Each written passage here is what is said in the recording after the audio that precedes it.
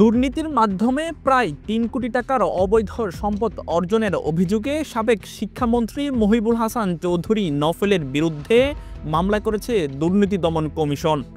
একই সঙ্গে তার স্ত্রীর বিরুদ্ধে সম্পদ বিবরণী নোটিশ জারির সিদ্ধান্ত নিয়েছে দুদক। মঙ্গলবার ঢাকা সমন্বিত জেলা কার্যালয়ে দুদকের উপপরিচালক কমলেশ মণ্ডল বাদী হয়ে মামলাটি দায়ের করেন।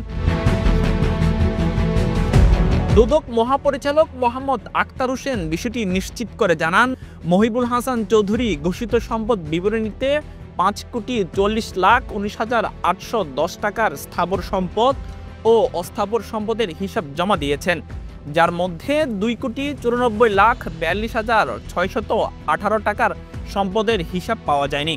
তাই তার বিরুদ্ধে দুদক আইন ২০০৪-এর ২৭ ধারা ও তৎসহ দুর্নীতি প্রতিরোধ আইন ১৯৪৭-এর ৫ ধারায় অভিযোগ আনা হয়েছে।